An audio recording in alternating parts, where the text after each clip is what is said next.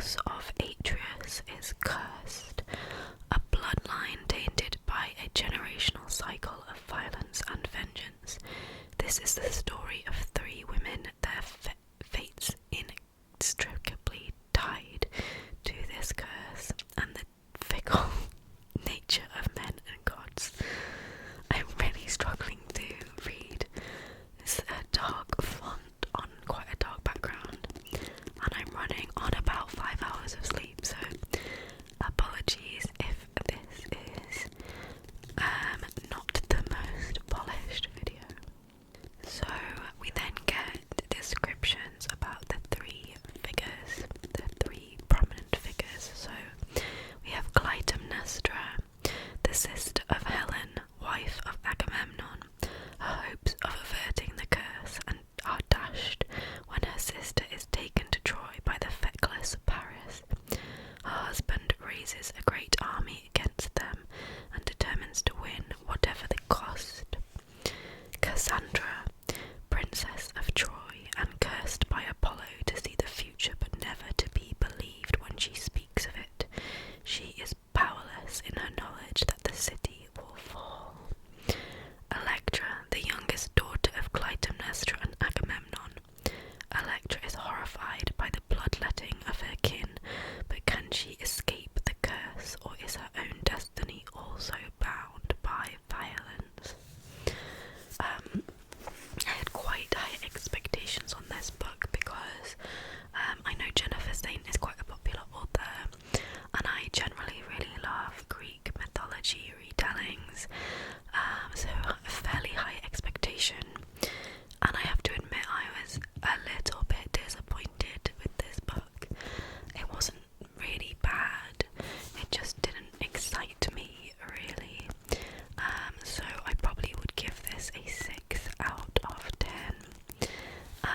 So I think one of the flaws with this book and why it didn't engage me as much as maybe I was expecting it to is because the author is obviously covering three very interesting and impactful women in Clytemnestra, Cassandra and Electra, and there's a lot going on in this story that takes place over literally decades, and when you factor in the history of the House of Atreus, this cursed bloodline, you know, that goes way further back as well. So what I really think is this author tried to cover too much, so we didn't really get a flowing story of their lives in enough detail to connect with them perhaps, and instead we just get the kind of pertinent key moments and a little bit fleshed out, but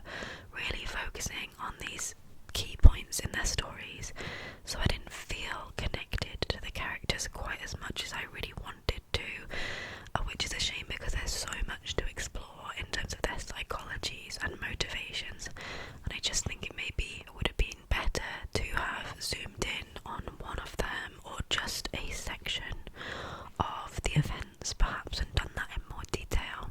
I also didn't really love the writing style.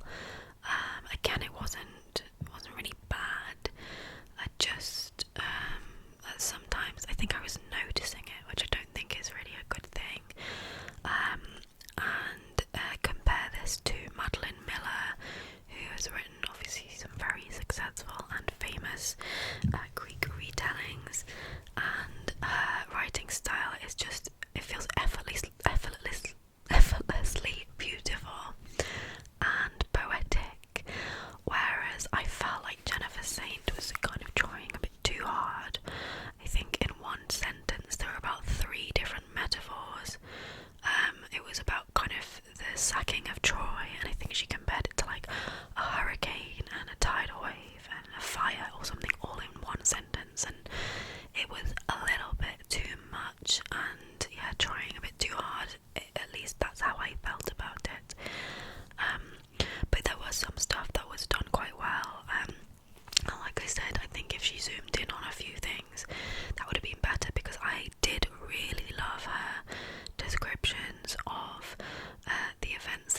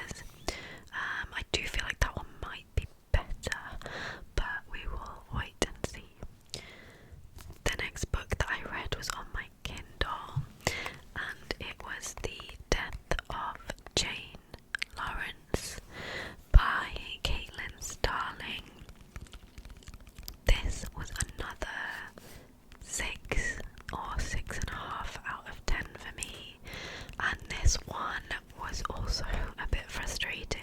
My overwhelming feeling on this book is that there was an incredible novel in here, buried in here somewhere, and it just didn't quite work out in terms of delivery on it. I felt the author got a bit lost, but there was the seed of a 5-star, 10 out of 10 book, so that was why it was a bit frustrating. And this author wrote The Luminous Dead, which I absolutely loved.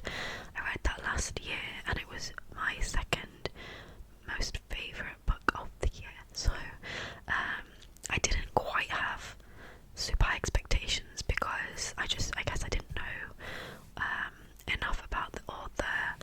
I didn't really think that this was necessarily going to be as good as that, but yeah, it is a bit of a shame, but it hasn't really put me off her, because like I say, I think there was a lot of good stuff going on, just the delivery of it wasn't quite there.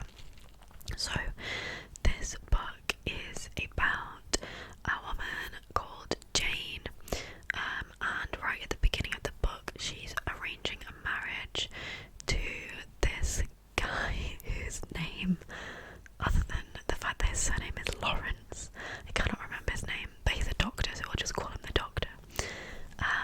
So she's arranging a marriage to this doctor, which is just going to be purely for their kind of mutual gain rather than romantic, just because of the situation that she finds herself in. She kind of almost orchestrates this business deal with him so that they get married, and as part of that, she goes to help him out with his surgery, mostly doing admin, but she does end up helping out on some of the actual medical side of it as well.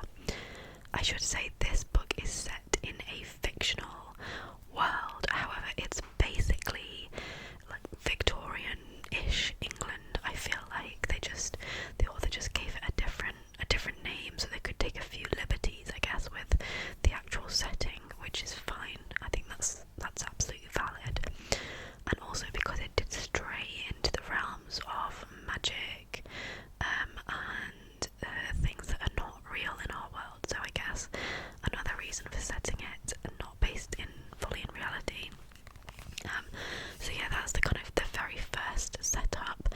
So there's some mystery and intrigue that starts to unfold because the doctor, her husband, he has this old estate, a family estate house, a big mansion, out of town, kind of in the country, but it's very mysterious because he always stays there at night time, and he doesn't really let anyone else go there. So the plan was going to be that she would not go there because, again, this wasn't like a real marriage, so she was going to stay in town, the doctor's surgery, where he would then spend the night at this crumbling estate.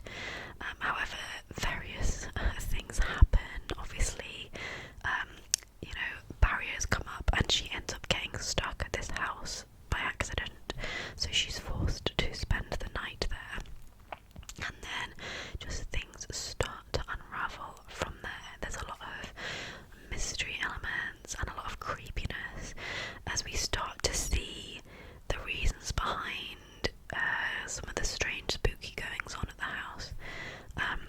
So yeah, the book started fantastically. I really loved it.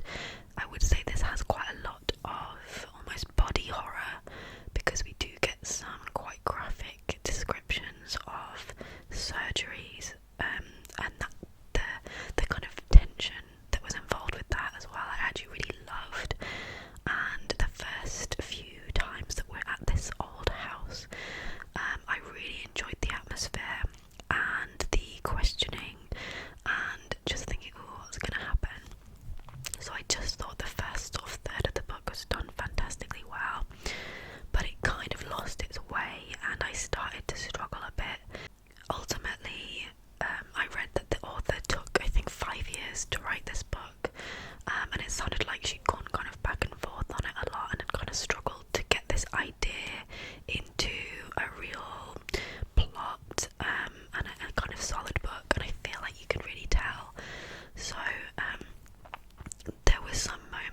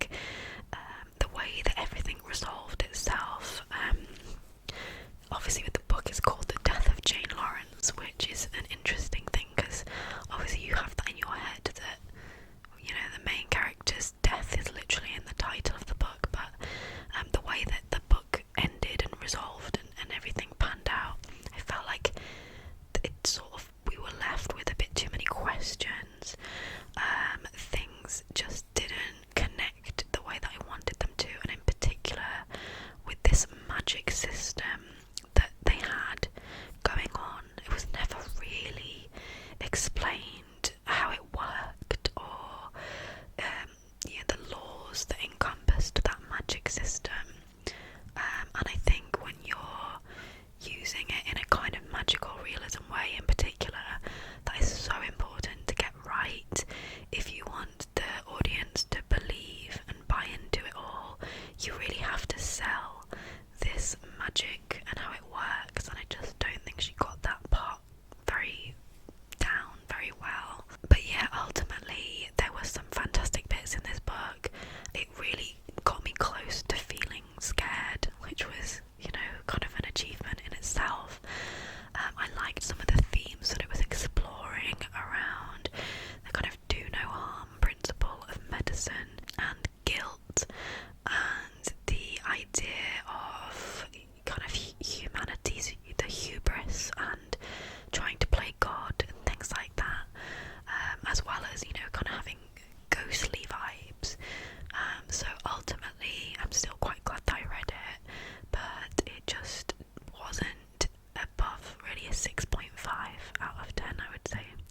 So next up, I picked up a fairly rare type of book for me, and that's a non-fiction, and I read Everything is Tuberculosis. Everything is Tuberculosis by John Green.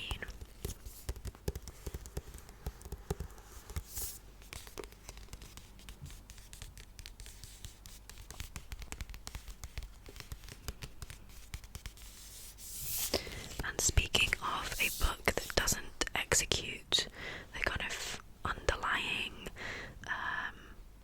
potential of the book, this book was not that. This book was fantastic. This book gave everything it promised and more.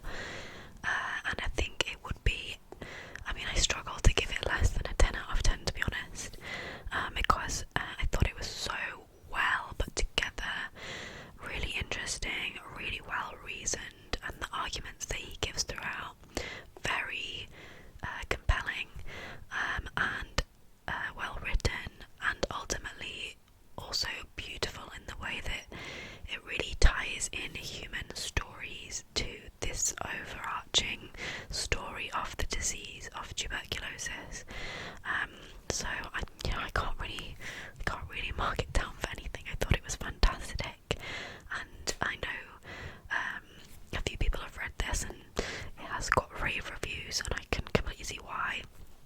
It's not one of those books that falls short versus expectation. So, as the name would suggest, this is a book about tuberculosis, which is the infectious disease. And to start off by saying, this book made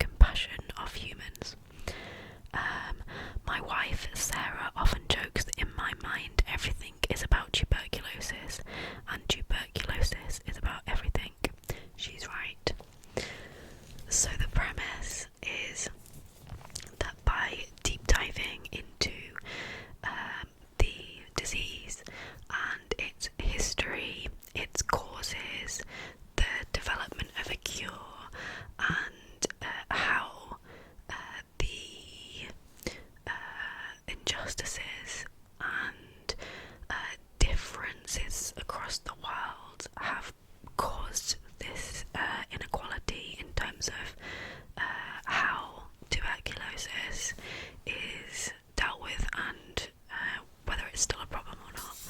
And so by kind of deep diving into that, it really tells us a lot about humanity and the world, and you know, it talks about things like colonialization and the, you know, very negative impacts of that, and it talks about the kind of the pop culture side of tuberculosis and how in the past it's seen as kind of a glamorous disease. It, you know, it shines a light on racism and on capitalism and the kind of big pharma and the people trying to make profits and only focused on profits rather than saving lives. So yeah, it kind of in by looking at one specific thing really gives a lot of insight into many fundamental things that underpin our world and our societies, and obviously a lot of them negative, but there is some beauty in this story as well. And I definitely cried when I read this book, and it was very moving and impactful. So it might be worth reading the blurb, because even though I've sort of alluded to it, I think it's worth doubling down on what he was kind of trying to say. So it says tuberculosis has been entwined with humanity for millennia. Once romanticised as a malady of poets, today tuberculosis is seen as a disease of poverty that walks the trails of injustice and inequity we blazed for it. In 2019, author John Green met Henry Reader, a young tuberculosis patient at Laka Government Hospital in Sierra Leone. John became fast friends with Henry, a boy with spindly legs and a big, goofy smile. In the years since that first visit to Laka, Green has become a vocal advocate for increased access to treatment and wider awareness of the healthcare inequalities that allow this curable, preventable infectious disease to also be the deadliest, killing over 1 million people every year. So yeah, like I said, not only is this an incredibly interesting, important read, the style of it was just so compelling. It made me want to keep reading. It was like kind of a page turner, which is somewhat unusual for non-fiction like this, I think. And I think that's just because his personality comes across so well in it as well. His ability to tell the human stories. You know, there were parts of it that he had kind of self-deprecating humour threaded through some of it. And it was just really beautiful and important story to tell. There's a couple of other little quotes that I think I want to read to show you how fantastic this book is. So I noted down the page numbers. Hopefully I can find the specific quotes that I wanted to talk about. So this is a section that's talking about the famous poet John Keats. I think his first name is John.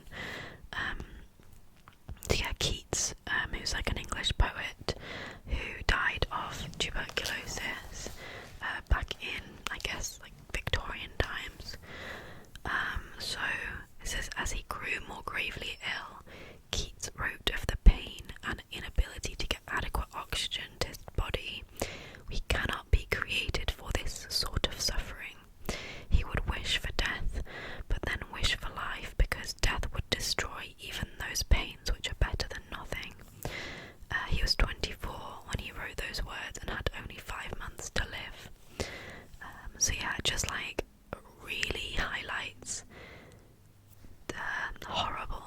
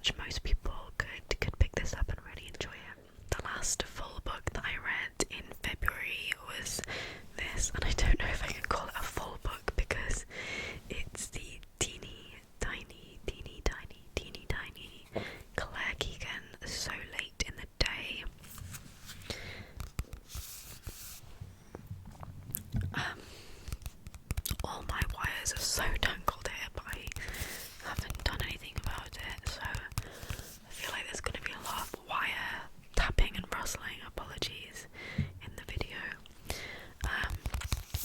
But yeah, so late in the day. This is the third Claire Keegan novella that I've read, and I think it might be the last one I had to read in terms of her like individual short stories. I know she has an anthology called Antarctica, but yeah, I was looking forward to finishing this kind of collection of 3 that I've now read.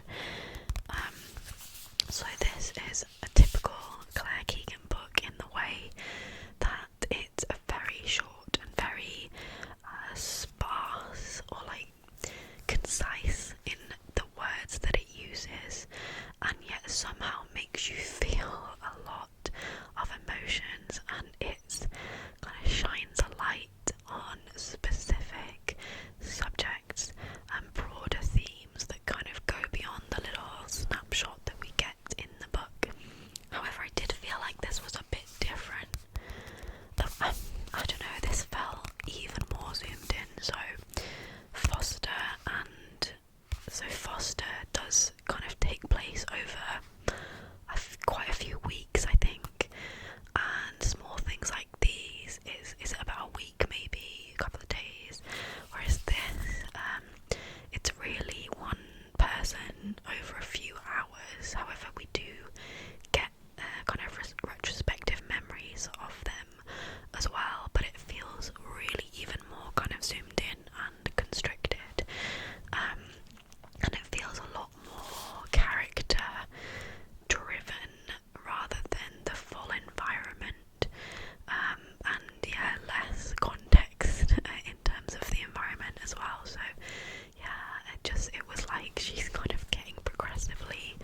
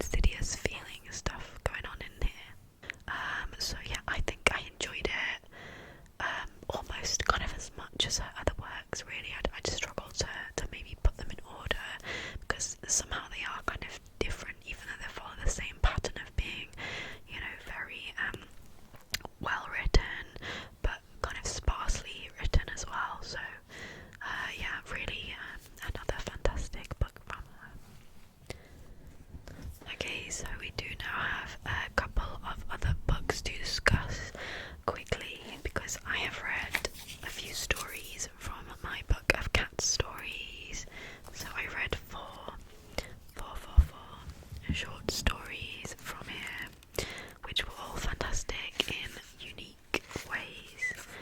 So first of all, I picked up Tobermory by the author Saki, which was a really funny, weird little story about a guy, like a kind of magician guy, that makes a cat able to talk, and it kind of creates mayhem because they're at a dinner party and this cat starts kind of revealing and divulging all these secrets that it's seen just from living amongst the humans, and it kind of outs them for their behaviour, which is pretty funny.